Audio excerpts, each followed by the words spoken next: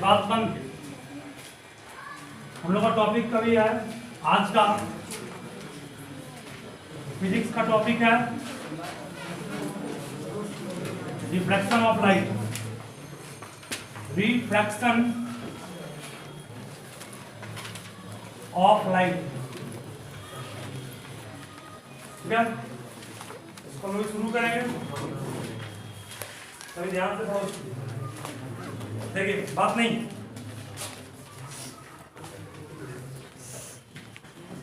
सबसे पहले तो रिफ्रैक्शन, आवाज एक भी बहुत थोड़ी तरह है। सबसे पहले रिफ्रैक्शन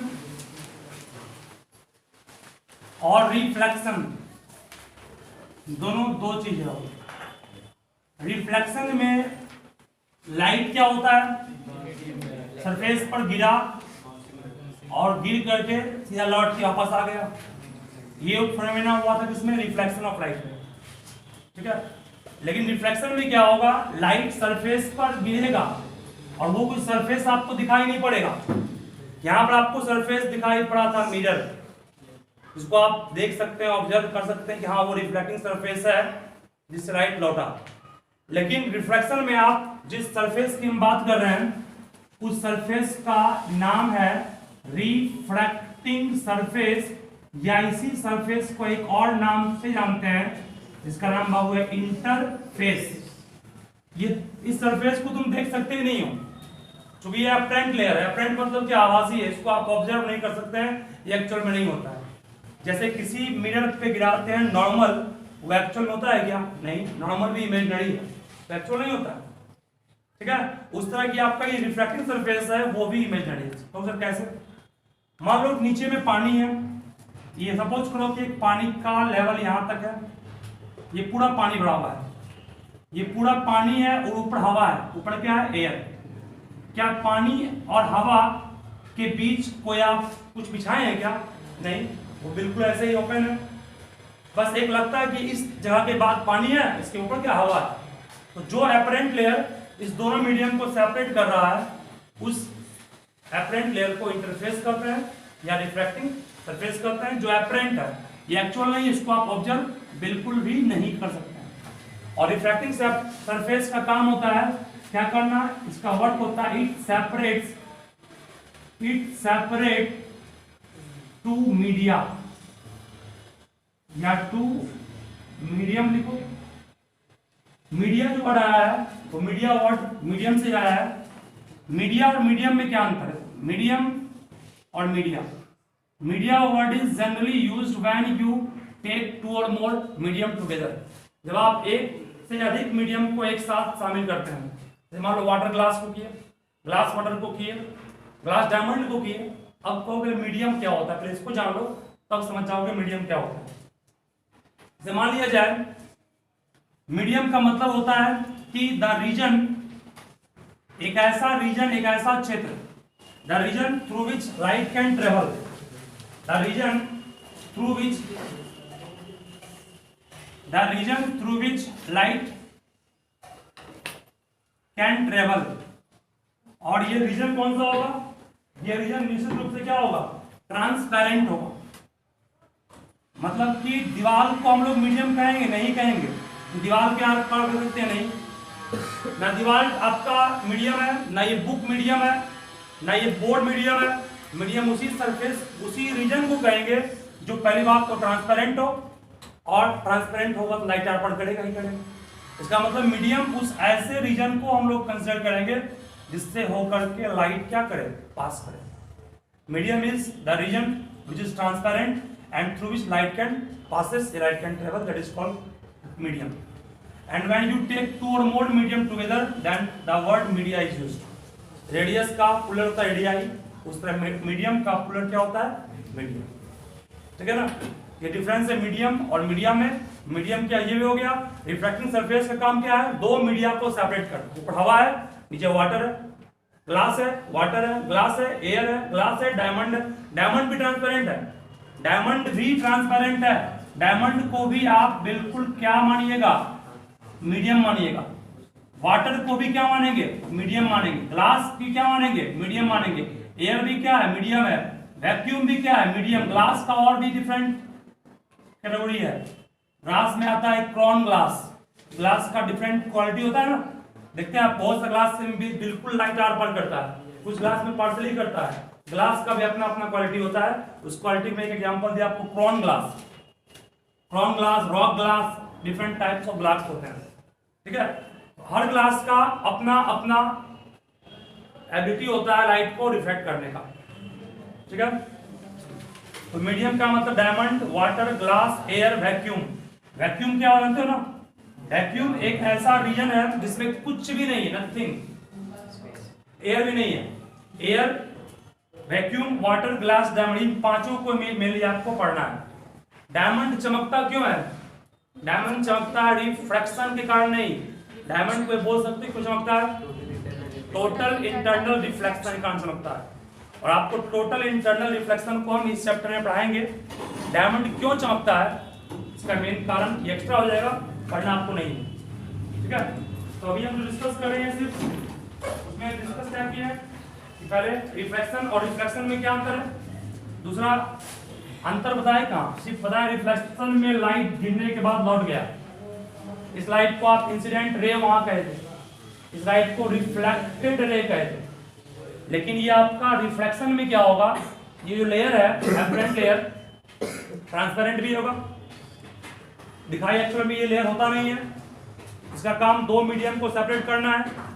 लाइट मान लो यहां से गया, लाइट का एक्चुअल पाथ ये है, मान लो this is the actual path of light suppose.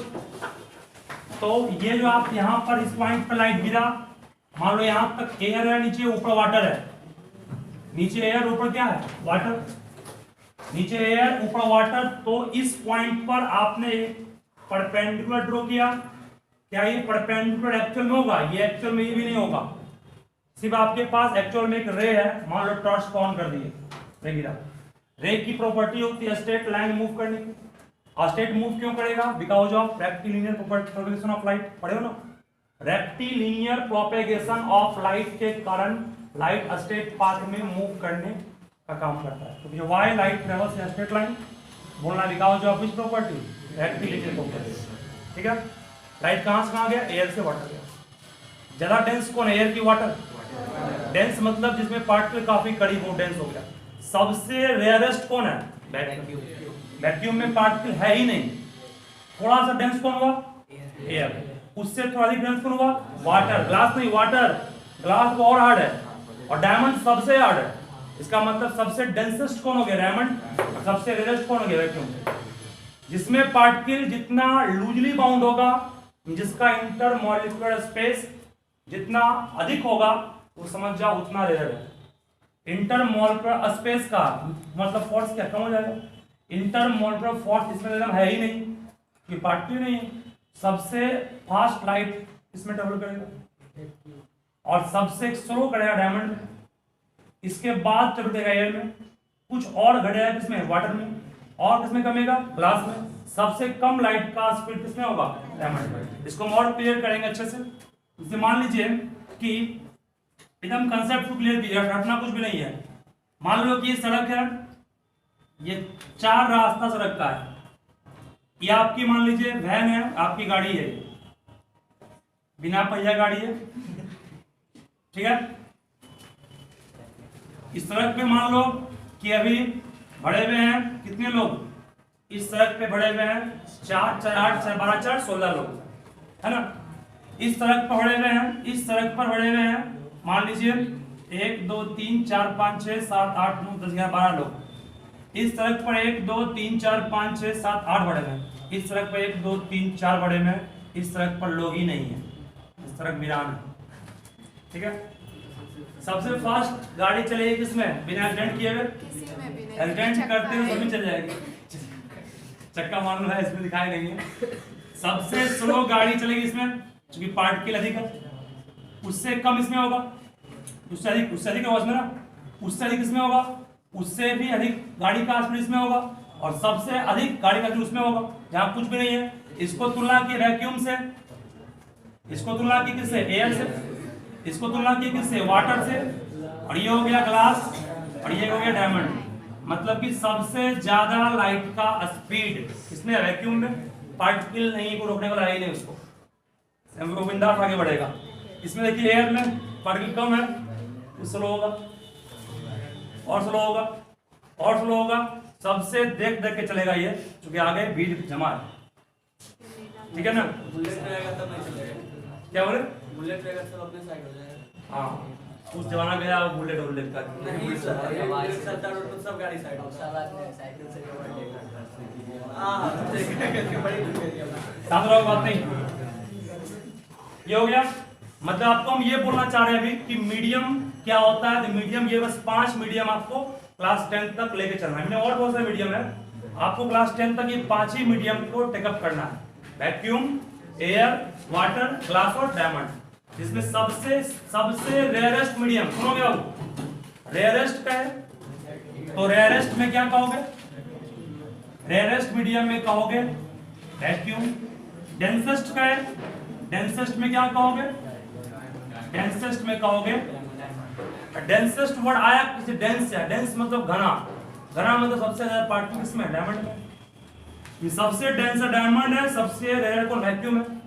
इससे थोड़ा सा कम है रेयर कौन, एयर, और कम हो गया ये, और कम मतलब इसकी रेयरिटी घट रही है और डेंसिटी क्या हो रही, बढ़ रही है ना। इसको भी आप ध्यान रखिएगा। एक होता है ऑप्टिकल डेंसिटी टर्म भी, क्या होता है ऑप्टिकल डेंसिटी।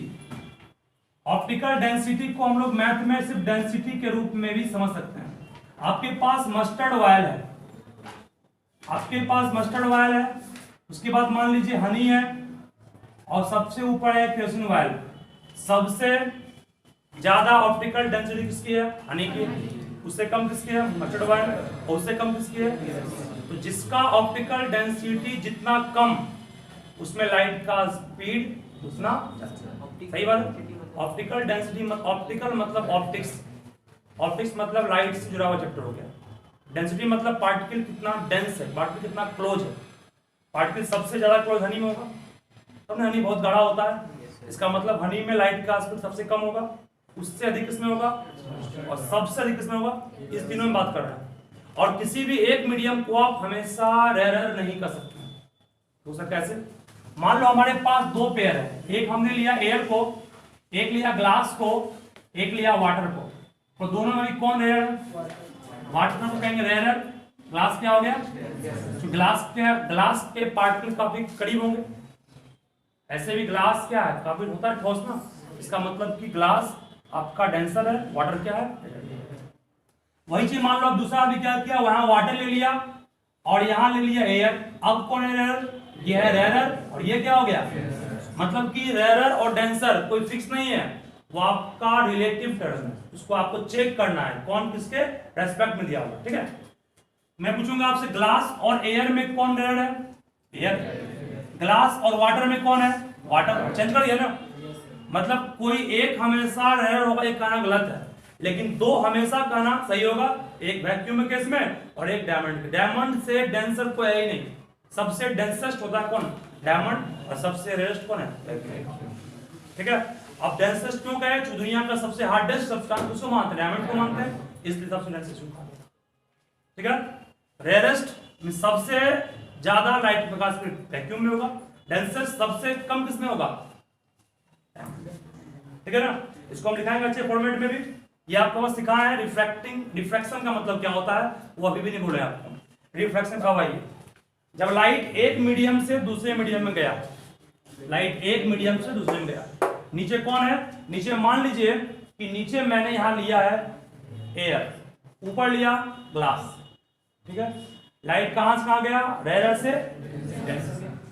तो लाइट जब रेयर से डेंसर गया, जो पॉइंट आपका पॉइंट ऑफ जंक्शन है, जहां से वो चेंज करना रूट उसको, यहां तक पहुंचा, जंक्शन बीच में कहीं नहीं आया, जैसे यहां पहुंचा जंक्शन आ गया, मतलब यहीं से उसको रूट अपना चेंज करना है। जब रूट चेंज करना है तो रूट इधर जाए इधर जाए, वो डिपेंड करेगा मीडियम पर, मीडियम आगे कैसा है। और कुआसा नहीं है तो फास्ट चलेगा, कुआसा आ गया ऐसा करेगा, है ना। ये मान लो कि आपका ग्लास है, ग्लास डेंसर हो गया ना, ग्लास डेंसर है, इसको बेंड करना पड़ेगा नॉर्मल की तरफ। अरे एक्चुअल पाथ ये था, ये क्या है, नॉर्मल है, एक्चुअल पाथ ये था, नॉर्मल की तरफ बोल रहा है ना, नॉर्मल इधर है, किधर है, इधर है, इधर बेंड कर गया, ठीक है। और अगर मान लो लाइट ट्रेवल कर रहा है यहां पर इस तरह से, सपोज करो कि लाइट ट्रेवल किया ग्लास से एयर में, ग्लास से एयर में, ये कौन हो गया, इंसिडेंट रे, ये क्या है इसका, ये कहो एक्चुअल पाथ है। लाइट कहां से कहां गया, ग्लास से एयर, ग्लास है डेंसर, एयर क्या है रेयर, मींस आर हो गया, बेंड करेगा अवे फ्रॉम नॉर्मल, तो नॉर्मल इधर किधर, अब इधर किधर, अब इधर होगा, मतलब कि अवे फ्रॉम नॉर्मल, ऐसे, ठीक है ना, याद रहेगा। इसको अच्छे से और लिखाएंगे। इस केस में आई ये एंगल हो गया, आर ये एंगल हो गया, इस केस में आई ये हो गया ना, एंगल ऑफ रिफ्रैक्शन ये हो गया। तो इस केस में आई बड़ा कि आर बड़ा, इस केस में आई बड़ा हो गया किससे, आर से।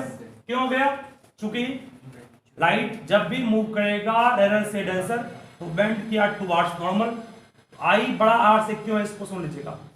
आई है, ये पूरा v कितना होगा, आई किस कॉन्सेप्ट से, वर्टिकली अपोजिट से नहीं होगा, ये पूरा आई है और आर इतना ही है, इतना तो कम हो गया ना, ये कम, इसका मतलब आर कम हो गया है इसे। यहां पर ये आई है तो ये भी वर्टिकली अपोजिट आई होगा, इसका मतलब एक्स्ट्रा बढ़ गया ये, इसका मतलब यहाँ आर बड़ा है किससे, वहां आई बड़ा आर से, यहाँ आर बड़ा आई से। अब जितना बढ़ा, जितना गैप घटा या बढ़ा, उस घटना या बढ़ने के एंगल को एंगल ऑफ डेविएशन कहते हैं, मींस कितना से मुड़ा वो।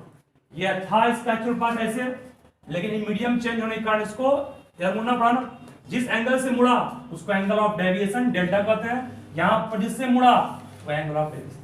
यहां डेल्टा का मान क्या होगा, आर माइनस आई का होगा, आर में आई घटेगा, आएगा नहीं, ये पूरा आर है, ये आई तो वर्टिकली अपोजिट से आई होगा, आर में आई घटा डेल्टा बचा। तो यहां पर ये पूरा क्या, आई में आर गया, कितना बचा, इस केस में डेल्टा का मान ये होगा, इस केस में डेल्टा का मान ये होगा, इसको अच्छे से आप ध्यान रखिएगा। चलिए इसको ना फटाफट नोट कीजिए इसको और लिखाएंगे, बाकी अभी भी है भले पढ़ाते हैं, मैथ है कुछ अभी नहीं है, नाम बनेगा तो बनाने में ध्यान देंगे, तो ध्यान देंगे तो पेन क्यों नहीं बनेगा, वो बीच में टाइम दो जब से अच्छा होगा, टाइम दोगे नहीं कहाँ से। चलिए बात बंद, देखो ये वीडियो को पूरा भारत देखता है, तुम लोग बात बंद छोड़ा करवाते हमसे, सही बात कोई भी दे सकता है, जब सर्च किसी का सकता है वो। अब तुम लोग करके आपको नहीं या सर, जब हम कोचिंग में आते हैं आपका वीडियो देखते हैं, आपके वीडियो में ज्यादातर यही बात करते तो कहीं बात बंद करना है, चुप रहो है ना, चल शांत रहोगे। इस क्वेश्चन में आगे बढ़ रहे हैं, ध्यान से सुनिएगा, जो हम बोल रहे हैं इसको पूरा, इसको आपको याद भी करना पड़ेगा। देखो एक पॉइंट नोट कर लोगे, फर्स्ट पॉइंट में रिफ्रैक्शन, रिफ्रैक्शन का डिफाइन करो पहले करो, रिफ्रैक्शन क्या होता है डिफाइन करो, उसको नोट छोड़ दो, ठीक है। रिफ्रैक्शन का डिफाइन लिखिएगा, the phenomena of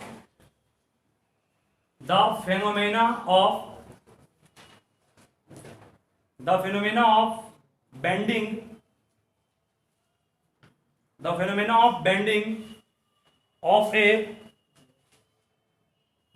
of bending of a ray of light, the phenomena of bending of a ray of light from its mean position, from its mean मतलब actual, from its mean position on going from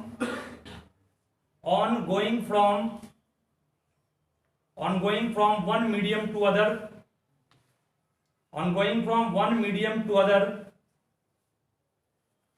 is called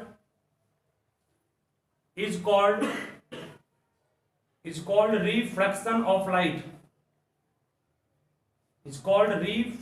of light, light का एक medium से दूसरे medium में जाने पर मुड़ना, चाहे मुड़े किधर, उससे मतलब नहीं है, मुड़ा मुड़ा आपका लेफ्ट की ओर की राइट की ओर, उसका मतलब नहीं है, बस सिर्फ मुड़ गया रिफ्लेक्शन है। चलो फिर को नेक्स्ट पॉइंट में, नेक्स्ट पॉइंट सी में reflection take place, refraction take place if and only if, refraction take place if and only if को शॉर्ट में IWF कहते हैं, if and only if there is change in medium take place, if and only if there is change in medium take place, there is change in medium take place, ठीक है। Medium change होगा तभी reflection होगा, otherwise no reflection. मान लो यहाँ भी air, यहाँ भी एयर, लाइट क्या होगा, स्टेट में ही चलता रहेगा, कहीं मुड़ेगा नहीं वो। मीडियम जब चेंज करेगा तभी लाइट बेंड करेगा टुवर्ड्स नॉर्मल या away from normal. So next point को फिर नोट करके, when light goes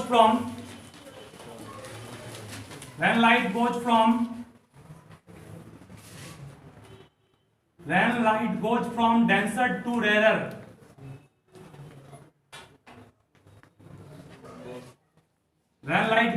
denser to rarer, then it bends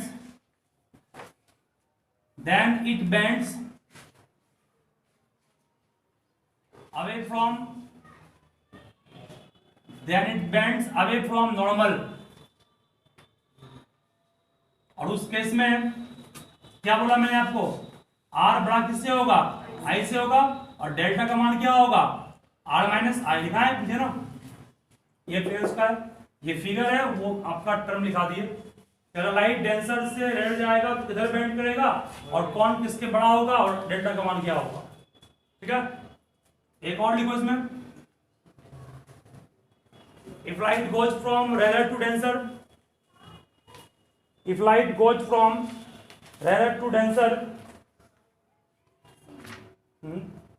if light goes from rarer to denser, then it bends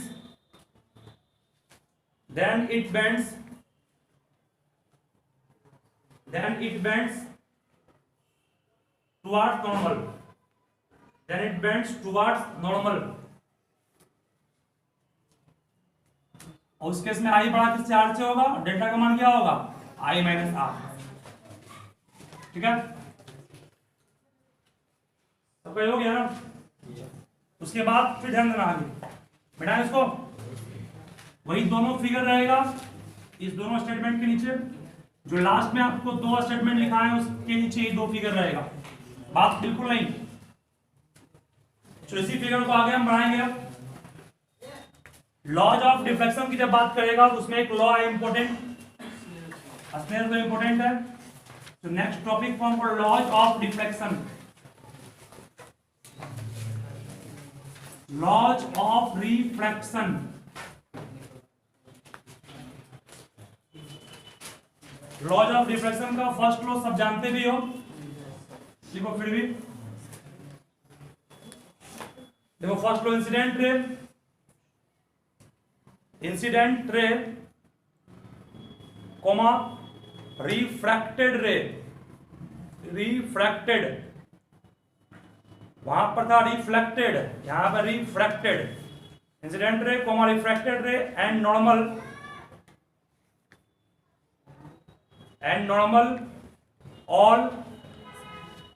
all lie lie on the same plane at the same point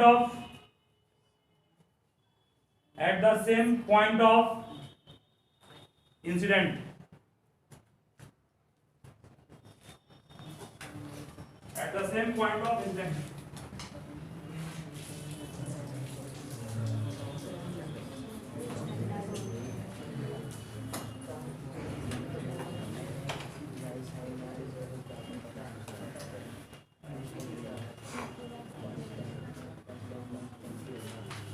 देखिए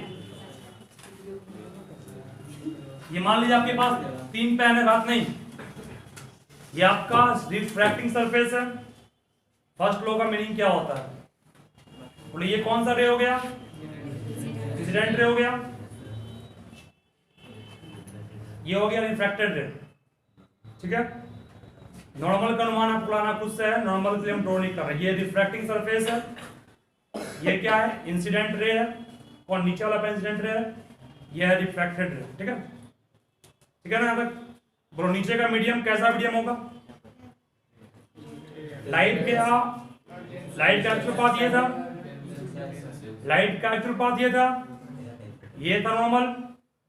नीचे का medium incident गया यहां से, लेकिन normal की तरफ नहीं बेंड किया, इधर बेंड किया ना। ये इसका मतलब कि जरूर नीचे होगा डेंसर, ऊपर होगा रेयर। नहीं, ये हमारा नॉर्मल है, नॉर्मल से आगे मूव किया ना, इसका एक्चुअल पाथ ये था। ठीक है, ये हो गया यहां तक। अब मैं पूछूंगा ये कौन सा मीडियम अब है? इसका एक्चुअल पाथ ये है ना, एक्चुअल पाथ इसका पेन का ये है।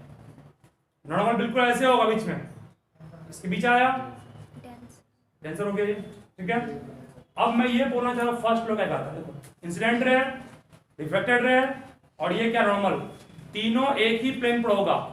एक प्लेन का मतलब ये हो गया, ये देखो इस तरह से normal, incident ray, reflected ray, तीनों एक प्लेन पे है कि नहीं है? अब मैं अगर इस रे को ऐसे घुमा दूंगा तो क्या फर्स्ट लो अवे करेगा? नहीं, प्लेन छोड़ दिया ना। ये तीनों को एक प्लेन पर होना हमेशा, एक ही प्लेन पर, और तीनों एक ही पॉइंट पर, यहां पर ही होगा। ये जंक्शन तीनों का सेम होगा, ऐसा नहीं कि यहां पर यहां ऐसे नहीं होगा, यहीं पर होगा। मतलब ये है ना, ऐसे इंसिडेंट मान लो है, ये आपका नॉर्मल है, तो ये ऐसे ही होगा, ऐसे होगा कभी नहीं। तीनों को एक ही पॉइंट पे, ये पॉइंट जहां है वही ये और यहीं पर ये होगा, तीनों सेम पॉइंट पे ऐसे होगा। ठीक है, फर्स्ट लॉ का मीनिंग ये होता है, भले आप लोग लेते हैं उसको क्या होता है, लेकिन इसका मीनिंग होता है कि तीनों एक सतह पर आना चाहिए, एक ही प्लेन पर। मान लो कि आपका फर्स्ट ऐसे है, इस तरह था ना ये। बोलो ये रेड पेंसिल किस मीडियम में जा रहा है? रेड पेंसिल जो आप देख रहे हैं वो किस मीडियम जा रहा है? डेंसर जा रहा है, रेयर ना होगा। एक्चुअल पाथ था ये, इसका रेयर मूव किया ना, ये किसमें जा रहा है? बोलिए, अरे गधा तुम लोग है। एक्चुअल पाथ ये इसका नहीं है, रेयर मूव किया ना। डायग्राम छोड़ दीजिए, पेन छोड़ दीजिए। सेकंड लॉ को एक और नाम से जानते हो, स्नेल्स लॉ है, इंपॉर्टेंट है, ये पूछता है एग्जाम में।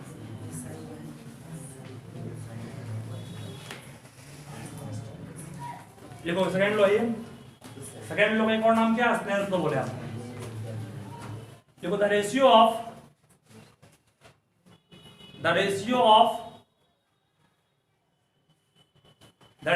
Sign angle of incidence, the ratio of sine angle of incidence, जिस तरह लिखते हैं साइन थीटा, वही साइन आई हो जाएगा वहां पर। The ratio of sine angle of incidence to that of the sine angle of refraction, to that of sine angle of refraction is always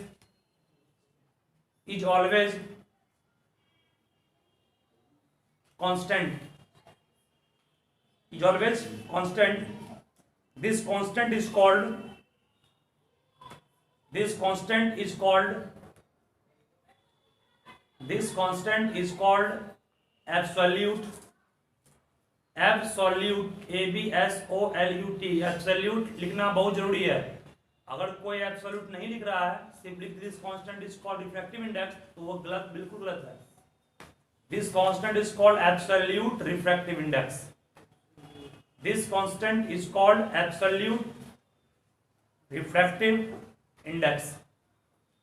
समझोगे क्या मतलब इसका? देखिए आंसर, ये मान लिया जाए इंसिडेंट रे है, लाइट मूव किया, बात नहीं। एक्चुअल पाथ ये इसका, ये मान लो एयर है, ये वाटर है, ये क्या हो गया आपका नॉर्मल हो गया, ठीक है। एंगल ऑफ क्या है ये इंसिडेंस। लाइट गया एयर से वाटर मींस रेयर से डेंसर गया ना, क्योंकि आपको मैं फिर बोल रहा हूं, एक बार ध्यान से सुन लो। क्या हो वैक्यूम सबसे रेयर है, वैक्यूम के बाद एयर है, एयर के बाद वाटर है, वाटर के बाद ग्लास है, और ग्लास के बाद डायमंड है। मतलब जैसे जैसे नीचे आएंगे स्पीड ऑफ लाइट जो होगा वो घटेगा बढ़ेगा, स्पीड ऑफ लाइट डिक्रीजेस, ठीक है। और स्पीड के साथ साथ सुनोगे मीडियम बिकम व्हाट, मीडियम लगातार क्या हो रहा है, मीडियम बिकम डेंसर। जब भी नीचे आएंगे स्पीड घटेगा और मीडियम भी क्या होगा, डेंसर। इसका मतलब है कि एयर ऊपर है, वाटर नीचे है ना, वाटर डेंसर, एयर क्या रेयर है। आर लिखे डी लिखे, कहाँ बेंड रहेगा ये टुवर्ड्स नॉर्मल, मतलब इंसिडेंट नॉर्मल और एक्चुअल पाथ के बीच में आ गए। इस एंगल को एंगल ऑफ डिफ्रैक्शन कहेंगे। ये लॉ लिखा है, इसका मीनिंग सुनो क्या हुआ कि जब भी लाइट किसी एक मीडियम से दूसरे मीडियम में जा रहा है तो ये लॉ कहता है, स्नेल्स लॉ कहता है कि the ratio of sine angle of incidence, मतलब साइन आई, इस तरह लिखते हैं साइन थीटा उससे साइन आई, आई मतलब एंगल ऑफ इंसिडेंस हो गया, रेशियो बड़ा करना पड़ेगा। साइन एंगल ऑफ रिफ्रैक्शन क्या हो गया, साइन आर। इस दोनों का रेशियो हमेशा क्या होता है, कांस्टेंट। उस कांस्टेंट को हम लोग किस नाम से जानते हैं, एब्सोल्यूट रिफ्रैक्टिव इंडेक्स, मतलब कि म्यू। ये सिंबल म्यू जो है इस रिफ्रैक्टिव इंडेक्स का सिंबल है। म्यू को पढ़ते क्या है, म्यू को पढ़ते हैं refractive index. This is a symbol of refractive index, ऐसे पढ़ते हैं इसको ई एम यू सिंबल से, ई यहां साइलेंट है, पढ़ते हैं म्यू, ठीक है। और बहुत सारे बुक में इसका सिंबल न्यू रहता है, इस तरह से म्यू को इस तरह लिखते हैं, एन लिख के ऊपर का सब बड़ा हो गया, ये क्या हो गया म्यू। ये दोनों सिंबल किसका है, रिफ्रैक्टिव इंडेक्स का है। हम लोग इसी को यूज करेंगे। ऐसे बहुत सारे क्वेश्चंस में, ये भी बुक में आपके एग्जाम में क्या नाम है, ऐसा ना उसमें एक सिंबल यूज किया है, ठीक है। हम इसको हर जगह इसी को यूज करेंगे, लिखा हूं मैं, ठीक है। ध्यान दो, आगे भी बात नहीं सुनोगे। ये रिफ्रैक्टिव इंडेक्स हो गया, मतलब कि रेशियो हमेशा एक कांस्टेंट होगा, उस कांस्टेंट को रिफ्रैक्टिव इंडेक्स कहेंगे, ठीक है। इसको आप सल्यूट क्यों कर रहे हैं, सुनो ये भी कारण सुनो। जब भी लाइट एयर से किसी मीडियम में जाए, वाटर में जाए तो W आ गया, ग्लास में गया तो G आ गया, डायमंड में गया तो D आ गया, ठीक है। मतलब एयर से किसी मीडियम में जाए तो समझ जाना कि वो रिफ्रैक्टिव इंडेक्स का एब्सोल्यूट है। लेकिन एयर के अलावा कोई मीडियम आ गया, मान लिया जाए लाइट मूव किया है ग्लास से वाटर में, क्या इसको एब्सोल्यूट कहेंगे, नहीं, इसे कहेंगे हम लोग रिलेटिव रिफ्रैक्टिव इंडेक्स। क्या कहेंगे इसको हम लोग, रिलेटिव रिफ्रैक्टिव इंडेक्स। मतलब जब भी लाइट एयर से ऊपर, मतलब एयर में इन कर रहा है, ऊपर जो लिखे हैं ए ना, एयर हो गया, ऊपर जो भी रहेगा उसमें लाइट आपका इन कर रहा है, मतलब इंसिडेंट रे कहाँ है, एयर में। और जो नीचे आया उसमें मतलब रिफ्रैक्ट किया वो, मतलब रिफ्रैक्टेड रे कहाँ है, नीचे वाले में है। मतलब कि लाइट इंटर किया एयर से कहाँ, किसी मीडियम में, एम लिख दिया इसको। यहाँ वाटर, ग्लास, डायमंड कुछ भी हो सकता है। इसका